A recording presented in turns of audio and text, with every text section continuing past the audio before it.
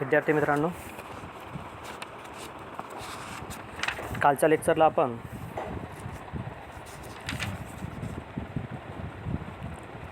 Qualitative characters of community, physiognomy, phenology, periodicity, stratification, vertical stratification आणि horizontal स्ट्रॅटिफिकेशन एवढे point आपण पूर्ण केले होते. त्यानंतर आज आपण पाहणार आहोत quantitative characters. Quality means a different type of the plant species are present in throughout the world from herb, shrub and tree and different local area. ज्या ठिकाणी आपण इंडिकेट करतो from the local area different kind of the plant species in herb, shrub and tree. So different region, different plant species are present in here as to favorable condition or sometimes from the few species are adapted from the favorable condition.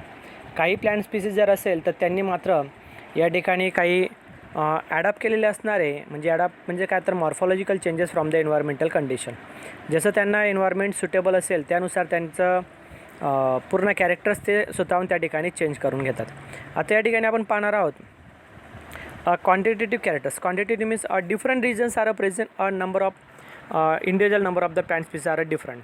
म्हणजे स्वतः त्या ठिकाणी त्यांचे जे numbers असणारे, म्हणजे उदाहरणार्थ त्या ठिकाणी per square kilometre number of the plant species are present from the frequency, abundance and density. तर या ठिकाणी आपण पाहणार आहोत characteristic means express the quantitative terms are a measure. The measure quantitative characters include frequency, diversity, covers, biomass, leaf size, abundance, dominance etcetera. The express quantity, त्यांची quantity म्हणजे number of the plant species are present. आता हे plant species कशावर depend असणार आहे? जर त्यांचं diameter म्हणजे त्यांचे जे फ्रिक्वेन्सी असणार आहे किंवा त्यांची घनता असणार आहे हे त्याच्यावर डिपेंड असणार आहे. जेवढे लहान त्या ठिकाणी वनस्पती तेवढी त्या ठिकाणी त्यांची डेन्सिटी जास्त, आणि जेवढे त्या ठिकाणी ट्री मोठे असणार आहे तेवढी त्यांची डेन्सिटी जर असेल तर ते मात्र या ठिकाणी कमी असणार आहे. बघा या ठिकाणी आपण पाहतो आहे density represents the numerical strength of the species in the community. Plants grows at a varying distance in a present with each other. The number of plants in a unit area gives an idea of its density. The density of various species in a community varies in time and space and affect the community structure.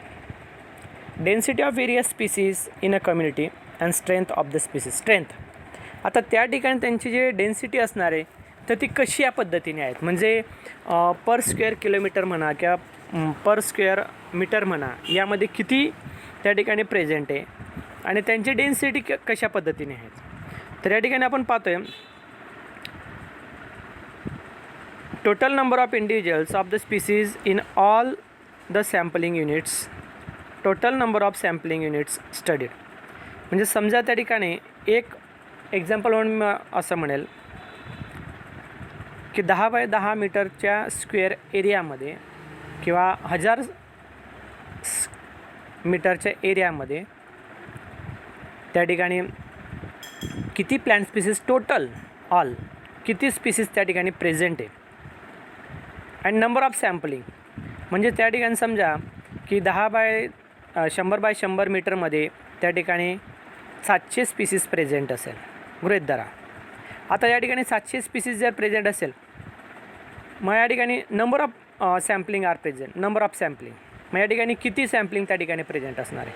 Suppose त्या ठिकाणी गृहीत धरा 14 प्रकारची त्या ठिकाणी varieties वेगळ्या वेगळ्या प्रकारचे त्या ठिकाणी प्लांट स्पीसीज प्रेझेंट असणार. 14 प्रकारचे त्या ठिकाणी आहेत असं गृहीत धरा. 14 different types of the plant species are present, herb, shrub, tree etcetera. आता या ठिकाणी 14 जर असेल आणि टोटल या ठिकाणी जर आपण पाहिलं तर तुम्हाला 700 सांगितले आहे. म्हणजे या ठिकाणी एव्हरेज जर पाहिलं तर एका टाईपचे त्या ठिकाणी साधारणतः 50 स्पीसीज त्या ठिकाणी प्रेझेंट आहे असं गृहीत धरायला हरकत नाही. मात्र या ठिकाणी आपण अजून एक पाहतो की त्यामध्ये पण आपण त्यांचे जर डिवायडेशन केलं 100 बाय 100 मीटर घेतलेले आहेत आणि त्यामध्ये परत आपण 50 बाय 50 मीटरचे जे त्या ठिकाणी 4 भाग केले तर मग त्या ठिकाणी किती असणार आहे, तर एका भागामध्ये साधारणतः त्या ठिकाणी 350 किंवा 300 इतकेच प्लांट स्पीसीज असणार. म्हणजे आपण त्यांची घनता त्या ठिकाणी पण काढू शकतो की सपोज त्या ठिकाणी एखाद्या पाडावर त्या ठिकाणी जर 1 किलोमीटरमध्ये एवढे जर असेल तर या ठिकाणी पूर्ण जो सर्कम्फरन्स जर असणार की आपण त्या ठिकाणी पूर्ण एरिया जर असणार आहे एखाद्या हिल रिजन्सचा, तर त्यानुसार आपण इंडिकेट करू शकतो. 2-4 ठिकाणी त्या ठिकाणी आपण त्यांचे कॉर्डिनेट मेथड टाकून त्यांची डेन्सिटी आपण काउंट करू शकतो आणि यानुसार आपण सांगू शकतो की एवढ्या स्क्वेअर किलोमीटरमध्ये एवढ्या काय टाईप्सचे त्या ठिकाणी प्लांट स्पीसीज प्रेझेंट असेल. हे स्टॅटिस्टिकल डाटा असणार आहे, कन्फर्म नाही, मात्र त्याच्याच जवळपास त्या ठिकाणी त्यांच्या रेशो मात्र या ठिकाणी येत असतो. Density gives a idea of competition.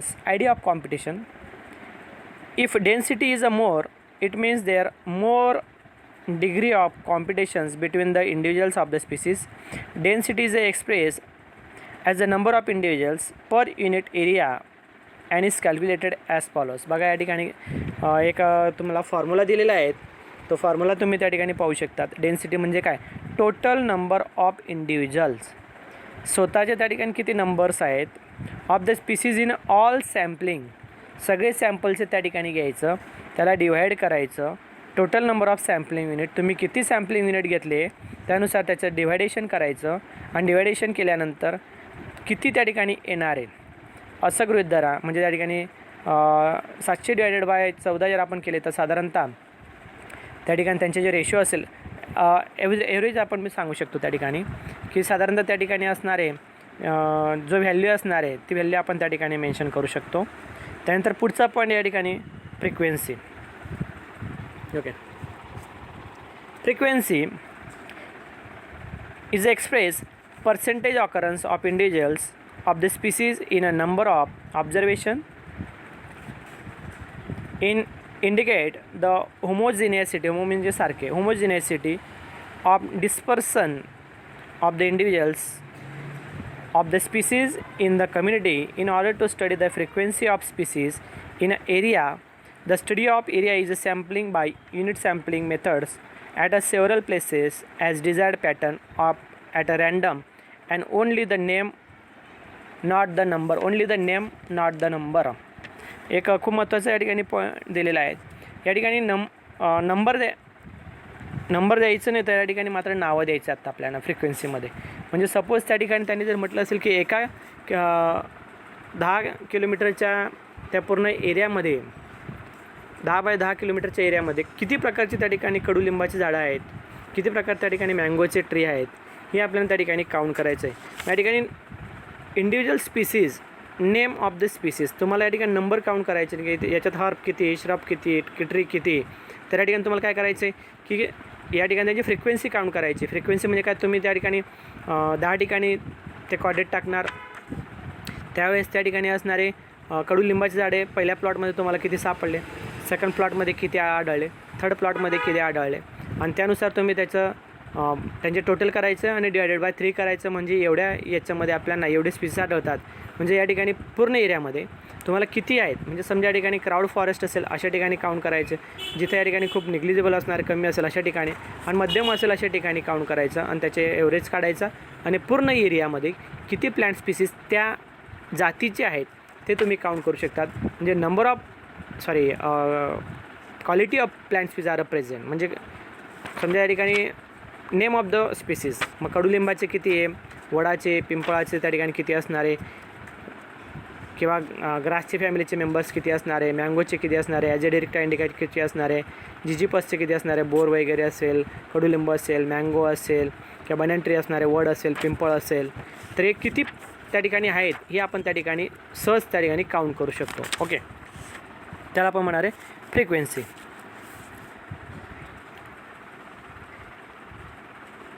Number of the individual species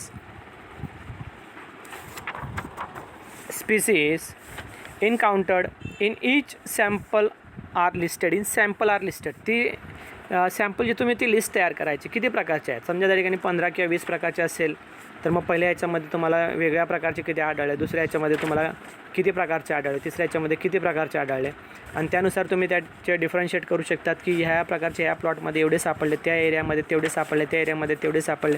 म्हणजे या ठिकाणी तुम्हाला एव्हरेज काढता येईल की साधारणतः या पूर्ण स्क्वेअर एरियामध्ये, पूर्ण स्क्वेअर किलोमीटरचा जो सर्कम्फरन्स असणार आहे त्यामध्ये तुम्हाला total number of the plant species are present, म्हणजे टोटल त्या ठिकाणी किती प्लांट स्पीसीज त्या ठिकाणी प्रेझेंट आहे हे तुम्ही त्या ठिकाणी काउंट करू शकतात. ओके, यामध्ये आता आपण पाहतोय if the individuals of the species are evenly distributed over the area, they may occur in all the sample plots, and thus the frequency of the species in 100% poorly dispersed species will occur only a few coordinate and their frequency will be low. आता frequency will be low. dispersed species हे म्हणजे या ठिकाणी ती जे species असेल ते किती डिस्पर्स झालेले आहे, कुठल्या एरियामध्ये डिस्पर्स झालेले आहे, किती प्रकारचे त्या ठिकाणी आहेत ते तुम्ही त्या ठिकाणी काउंट करू शकतात. Few quadrats and their in a frequency will be low. This indicate that higher frequency value of the species in the area or greater will be the uniform in the spread.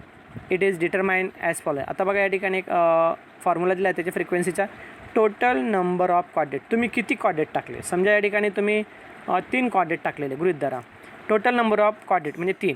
In which the species occur, in which किती प्रकारचे species आहेत, 3 chordate टाकले 10 प्रकारचे असणारे म्हणजे तुम्हाला आढळले. पहिल्या प्लॉटमध्ये तुम्हाला 8-9 प्रकार आढळले, दुसऱ्या प्रकारामध्ये तुम्हाला त्या ठिकाणी समजा 10-11 प्रकार आढळले, लगेच पहिल्या याच्यामध्ये परत तुम्हाला 8-10 आढळले.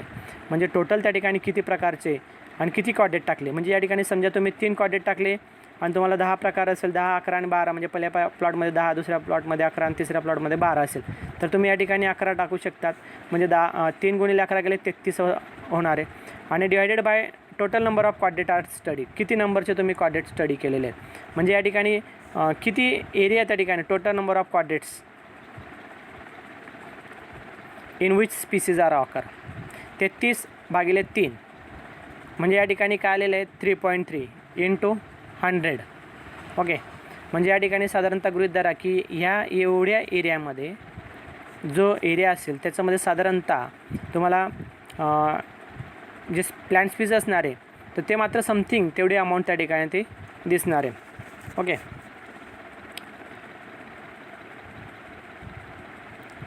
The estimate the frequency depend upon the size of the sampling unit. Size त्या ठिकाणी साईज खूप महत्त्वाचं असणार आहे. A very small sampling unit under estimate the frequency is widely space individuals while a large sampling unit over estimate in a frequency. त्यानंतर आपण पुढचं पाहतोय abundance. Total number of individuals of the species in all the sampling units. Total number of individuals पहिल्या क्वाड्रेंटमध्ये, दुसऱ्या क्वाड्रेंटमध्ये, तिसऱ्या क्वाड्रेंटमध्ये त्यांचे total मारायचे आणि त्या ठिकाणी स्पीसीज लिहायचं आणि सॅम्पलिंग युनिट लिहायचं. Number of sampling unit in which species are occur. Number of sampling units म्हणजे या ठिकाणी पहिल्या याच्यामध्ये तुम्हाला कडुलिंबाचे त्या ठिकाणी किती असणार, total number of individuals of the species. कडुलिंबाचे टोटल पहिल्या क्वाड्रेंटमध्ये, दुसऱ्या क्वाड्रेंटमध्ये, तिसऱ्या क्वाड्रेंटमध्ये आणि त्यांचे टोटल त्या ठिकाणी लिहायचे. कडुलिंब असेल त्या ठिकाणी मँगो असणारे, अजाडिरेक्टा इंडिका असणारे, जिजिपस असणारे, बनियन ट्री असणारे, तर यांचे सगळ्यांची टोटल करायची त्या ठिकाणी लिहायचं. आणि number of sampling units which are species are occur. Total number of त्याचे त्या ठिकाणी 3 प्रकारचे असणार, त्याचे डिवायडेड करायचं म्हणजे या ठिकाणी एवढे स्पीसीज त्या ठिकाणी आहेत असं या ठिकाणी पूर्ण मेन्शन होतं की एवढ्या प्लांट स्पीसीज त्या ठिकाणी त्या एरियामध्ये आहेत. अबंडन्स म्हणजे त्यांचं number of individuals of any species per sampling unit of occurrence. To determine the abundance the sampling is done by quadrat or other method at a random at many places, and the number of individuals of the species is added for all the coordinates studied. It is calculate as follow. त्या ठिकाणी तुम्ही calculate करू शकतात. म्हणजे समजा कडुलिंब आहे, तुम्हाला पहिल्या याच्यामध्ये 3, दुसऱ्या याच्यामध्ये 5, तिसऱ्या याच्यामध्ये 10 सापडले. 3, 5, 10 म्हणजे टोटल 18 झाले. 18 त्या ठिकाणी कडुलिंबाचे असणारे आणि तुम्ही 3 टाकलेले त्याला डिवायडेड केले म्हणजे 6. साधारणतः तुम्हाला प्रत्येक याच्यामध्ये 6 स्पीसीज त्या ठिकाणी प्रेझेंट आहे असं गृहीत धरायला असं हरकत नाही. म्हणजे तुम्हाला कडुलिंबाचे 6 तर तसं मग जिजीपसचे असणार आहे, मँगोचे असणार आहे, ॲजेडिक्टाचे असणार आहे. हा पूर्ण रेशो येतो. म्हणजे अबंडन्स किती आहेत टोटल एरियामध्ये. आणि पहिला प्लॉट जो एवढ्या एरियाचा घेतला आहे, दुसरा प्लॉट तेवढ्या एरियाचा, तिसरा प्लॉट तेवढ्या एरियाचा, आणि तुम्ही त्या ठिकाणी काउंट करू शकतात की तेवढ्या पूर्ण एरियाचा. म्हणजे समजा या ठिकाणी गृहीत धरा की एक एक्झाम्पल मी असं म्हणेल की पूर्ण शहाद्याच्या एरियामध्ये किती कडुलिंबाची झाडं आहे हे जर तुम्हाला काउंट करायचे असेल तर तुम्हाला मात्र शहाद्याच्या चारही साईडला जाऊन ते कॉर्डिनेट टाकावं लागेल आणि तुम्हाला काउंट करावं लागेल. तेव्हा तुम्ही total number of count the plant species, abundance of plant, म्हणजे कडुलिंबाचे किती आहेत. तर हे मात्र तुम्ही शहरी भागात किंवा ग्रामीण भागामध्ये करू शकत नाही. मात्र हे तुम्हाला फॉरेस्टमध्ये त्या ठिकाणी त्याचं रेशो काढावं लागतो. ओके. आता त्यानंतर पुढचं आहे synthetic characters. Okay. Synthetic characters आपण पुढच्या व्हिडिओमध्ये कंप्लीट करू.